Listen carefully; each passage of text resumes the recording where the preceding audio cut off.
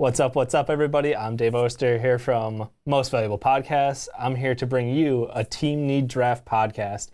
Today, I'm going to be talking about your Cleveland Browns.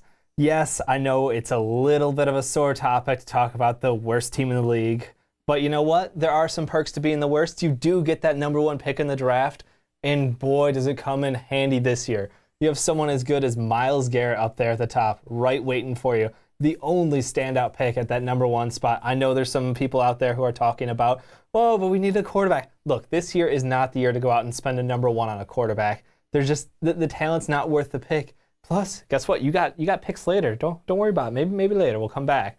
But getting yourself set with Myles Garrett helps shore up that pass rush. You re-sign Jamie Collins, so now you have a 1-2 punch with Collins and Garrett that is truly something that will bring your defense a whole lot of help because good Lord doesn't need it.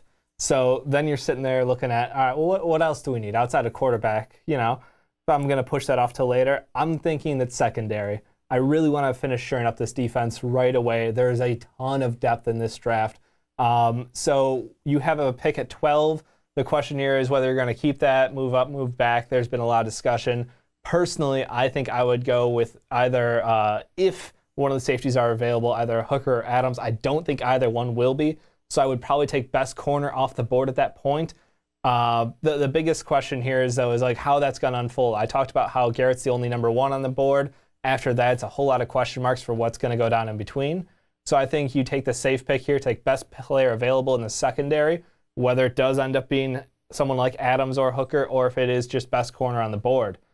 After that, we get into kind of an interesting range because your team has lost one of my favorite players as a wide receiver, Terrell Pryor. He was fantastic. He was a little something special. You know, there's been rumors of Josh Gordon trying to make another comeback. Whatever, never gonna happen. Long story short, I know you drafted wide receivers last year.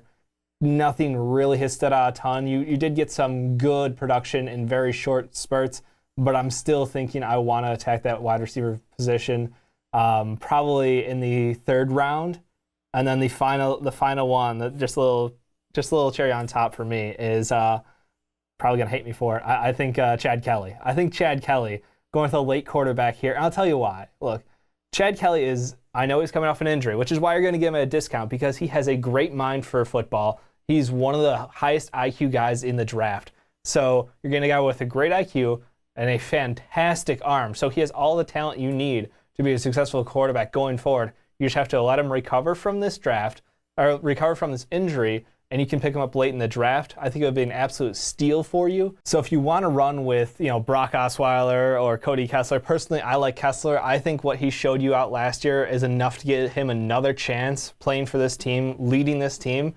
He's a young guy, yes, but there's a lot to like about him. What he gave in the last couple of games that year, yeah, there's potential there. Don't let the win-loss record, take it away from you.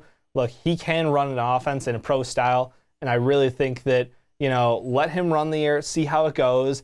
But in the back of my mind, I'm just going Chad Kelly. And guess what? Worst case scenario, if you suck again, you get Sam Darnold. I mean, literally.